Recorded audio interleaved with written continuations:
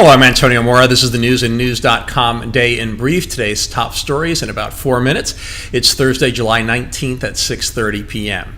As Yogi Berra might say, if he were still around, I had a sense of deja vu all over again this morning, feeling I was back in the 80s in the middle of the Cold War, when I realized that the overwhelming number of our headlines and everybody else's headlines were focused on Russia. Trump says Russia meddled. Trump seems to say Russia isn't currently meddling. Russia demands proof of meddling. Putin praises Trump in the summit.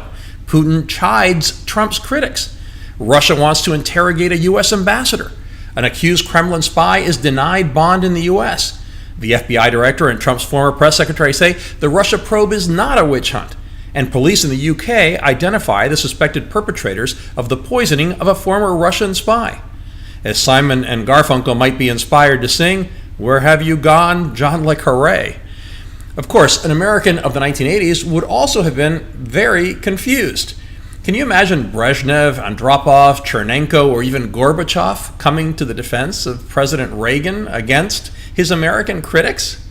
And Reagan would have laughed if the Kremlin had asked to interrogate a U.S. ambassador.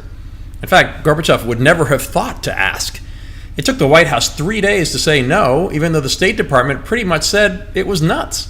And Thursday afternoon, the Senate voted 98-0 to approve a resolution saying the Trump administration should not allow Russia to question any U.S. diplomats or officials. Yes, 98-0. Every Republican voted for a resolution offered by Chuck Schumer.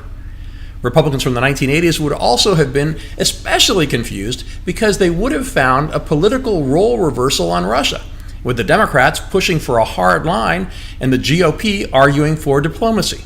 In fact, an Axios poll released Thursday found 79% of Republicans approved of Trump's performance in Helsinki. A CBS poll found 68% of Republicans approved. And amid all the controversy, the White House announced that Trump has invited Putin to Washington in the fall. Director of National Intelligence Dan Coats seemed stunned when the news was sprung on him during a live television interview. Coats also said he didn't know what Trump discussed with Putin and that it's possible Putin recorded the meeting. In other news, Trump criticized the Federal Reserve's interest rate hikes. He's not happy that rates may be slowing his efforts to accelerate economic growth.